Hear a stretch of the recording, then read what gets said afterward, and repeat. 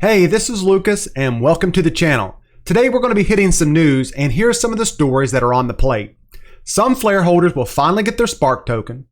Tornado Cash developer getting arrested. Jim Rickards talks about the dollar and the emerging financial developments in the BRICS nations, and some news about Ripple and XRP in the Metaverse. So stick around to the end and I'll see you on the other side.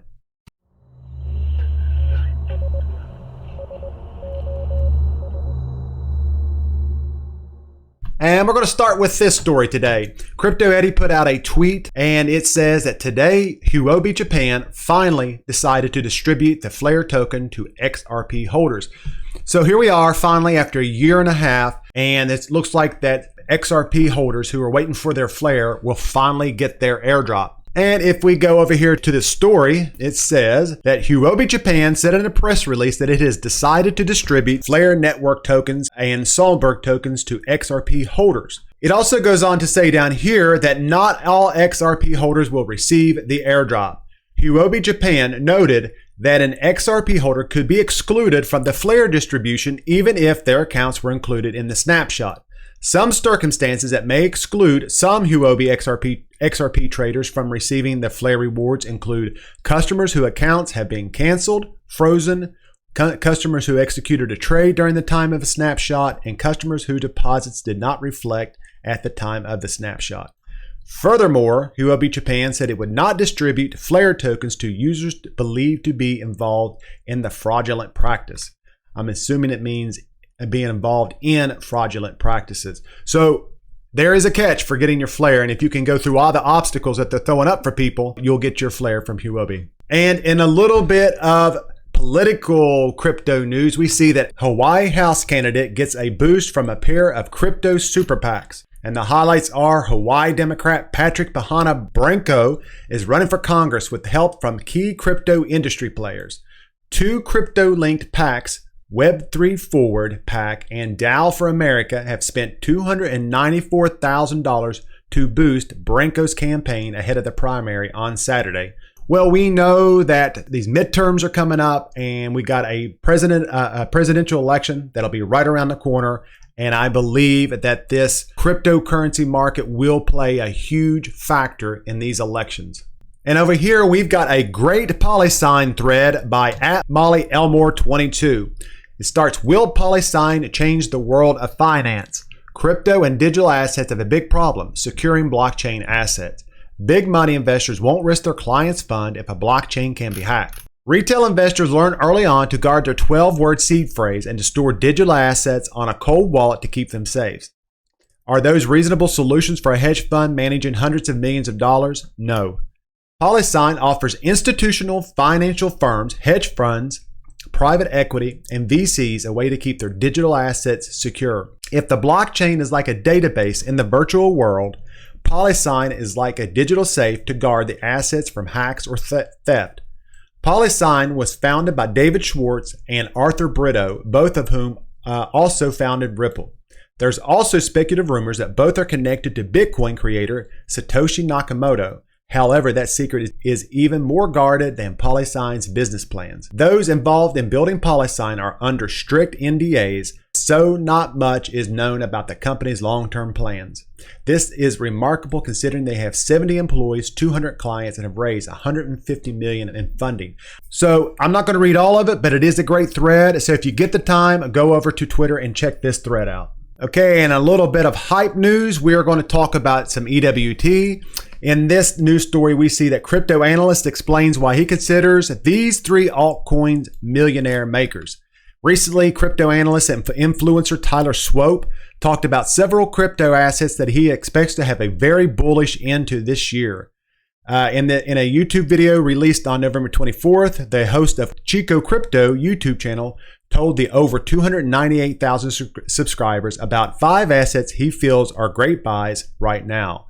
And one of them is EWT. And we've been seeing that EWT is blown up the last day or two because of the news from BlackRock. Energy Web Chain claims to be the world's first open source enterprise blockchain platform tailored to the energy sector. Energy Web Chain was launched in 2019 by Energy Web, which is a global nonprofit organization accelerating a low-carbon, customer-centric electricity system by unleashing the potential of open-source, decentralized technologies.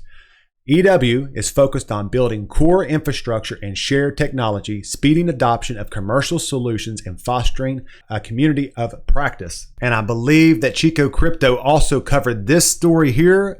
Dana selects Energy Web to build prototype identity registry for Germany's energy market. And this was from a couple years ago, but it shows you the kind of inroads that Energy Web is making in this new climate shift that we're all going into. It says that Germany's Federal Energy Agency, not even going to attempt to say that, DENA, has selected Energy Web to design and construct a digital registry for energy resources across the country in a partnership with more than 20 industry players. The project will enable energy assets in Germany such as thermostats, solar PV systems, batteries, and electric vehicle charging stations to undertake automatic registration and with a decentralized ledger of identities, allowing their utilization by the German grid for a range of services such as virtual power plants and frequency regulation. So that is an older story, but it is an example of what they're doing. We go over here and see that Energy Web is also working with Volkswagen to deliver 24/7 renewable energy charging solution for electric vehicles. So whether you like the climate agenda or not, it's coming, and Energy Web is at the forefront. And if we come over here to their site, we'll take a look at their partners. They have some huge partners: E.ON, GE, Genosis, R3, Shell. So these are some big partners. And who this project reminds me of is XRP and Ripple, or Ripple and XRP, because if you start looking, EWT is everywhere. As we saw, BlackRock just mentioned them. And I believe that their token, EWT, is going to be the next Ethereum. I think it is $1,000, $2,000, $3,000 coin easily, with all these partners and all this use case as we head into this huge climate change agenda. And I wanted to take a look at what Energy Web was doing price-wise, and it is up actually higher than it was a couple hours ago. It has zoomed all the way up to 426. It is up 20% on the 24-hour. It's up 75% on the 7-day, and it's up 94% on the 30-day. So if you had bought in this token around the 272 mark, you would have made some pretty good money. And in a little bit of Ripple news, we see that Ripple put out a tweet not too long ago. It said at 5 p.m. Eastern, Joel Katz was speaking with Aaron McDonald, founder of Futureverse, on Ripple's entrance to the Metaverse community and our new partnership with Fluff World. So it looks like Ripple is really starting to concentrate on the Metaverse now. I'm hoping that they've got this global financial remittance thing worked out and they're able to concentrate on something like this. We saw the other day that they were allowing Twitch streamers to create NFTs on the XRP ledger. And before, I think earlier this year, we saw that Michael Jordan's NFTs were going to be on the XRP ledger. And in my opinion, NFTs are a companion piece to the Metaverse. In the Metaverse, you're going to be able to travel, you're going to be able to shop, you're going to be able to game. There's going to be a million things you can do.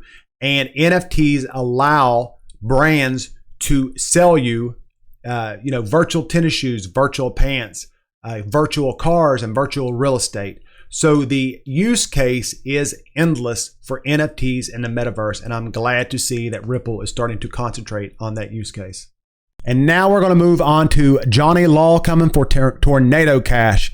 It looks like a developer from Tornado Cash was arrested in the Netherlands. It says here, amidst the bear market and a plethora of bankruptcy filings, the name of crypto mixing service Tornado Cash kept surfacing. The platform became a go-to spot for hackers. Since the Ethereum-based firm allowed users to hide the origin of transactions, a significant amount of illegal funds were being moved through it. The U.S. decided to retaliate by imposing sanctions on the platform. Dutch authorities, however, took a step ahead and arrested a developer suspected of being involved in the crypto mixing service. And make no mistake, governments around the world are not going to allow platforms like Tornado Cash to flourish. They know that if people find a way to hide their transactions from the government, that they will not be able to tax that. We just saw our government hire 87,000 more IRS agents. So do you just think that they're going to allow, Tornado Cash to hide transactions when they're putting so much into making sure that they can collect these taxes? And Digital Asset Investor put out this clip. It is Jim Rickards in an interview, and he's talking about a lot of things. I think it's something that you should listen to, so I'm going to play it for you. So take a listen. Currency. The dollar dominates both realms, but it's much easier to replace the dollar as a payment currency. If you have enough parties that agree, you can use baseball cards or bottle caps if you want to. Which is what Russia's doing right now. That's a payment currency in that scenario. Correct. Yeah. That is already going on. Those talks are fairly advanced. There's the BRICS, Brazil, Russia, India, China, and South Africa, but it's now morphed into the BRICS Plus. They've invited Iran, Turkey, Argentina, Brazil, and other countries to join that group. And you can say, they're just emerging economies. Who cares? No, we're talking about half the population of the planet, more than half of the global GDP, and major oil exporters and natural resource producers, strategic metals, agriculture. This is a big deal. Right. But they could invent a totally new currency backed by, at first you said a commodity basket, so much oil, so much wheat, so much gold, etc. So let's just go to gold to simplify it. So a lot of times you end up with gold, not because it's shiny and pretty, but because it actually works. India's got a lot of dinar because there's so many Indians in the UAE who are sending remittances and then other transactions going. So this is all happening. So then the question, where does it go from here? As a payment currency, I think we're going to see a lot of substitutes very quickly. As a reserve currency, it will take longer because you don't pile up $100 bills in the basement. You need an asset, and that's treasury bills and notes. We haven't found a good substitute asset. Now, there is a whole lot going on in that clip, and just know that clip basically sums up the next 20 to 50 years of finance and global power being shifted around. I've done a couple of videos about the power moving from west to east, and this is exactly what he's talking about. He's talking about the BRICS nations. They're huge, middle class booming. They have huge populations. They in these BRICS nations, there's half the world's population. And they're talking about the remittances, and like it or not, the US dollar in 10 years maybe will no longer be a reserve currency. Now, we just heard Jim Rickards talk about a payment currency versus a new reserve currency. His thoughts were that a payment currency would come sooner than a new reserve currency, and it is odd that we've heard Jim Rickards numerous times talk about Stellar XLM. So listen to this. There's a cryptocurrency called Stellar. Lumen is the name of the coin. Stellar is the sponsoring organization. Ticker is XLM.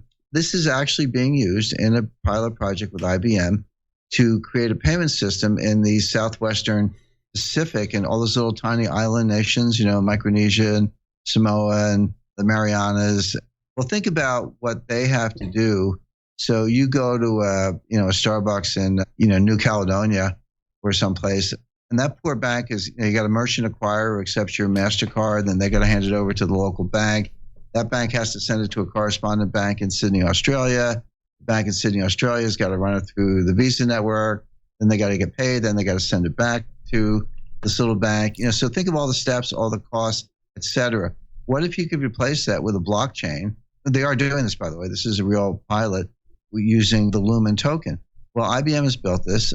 Lumen is the token of choice. It's working extremely well. And those value is moving around without going through this clunky central bank network and correspondent bank network that I just described. I have a theory that the tokens XLM and XRP will be two of the most important cryptocurrencies that you're going to hear about in the next 5 to 10 years. If you are in the crypto space and you aren't looking into these ISO 222 tokens, I would make sure that I got caught up on what they are and what they're for and the future use cases for them. That's it for this one, and I'm going to get out of here. Tell me in the comments what you thought about today's video. If you don't care, like, subscribe, hit the notification bell. Let me know what you think of XRP, EWT. If you think we're getting ready to head into a new bull market, put it in the comments below. That really helps the engagement. It would really help me get some traffic to this channel. So I appreciate you staying here with me, and take care. Have a good weekend.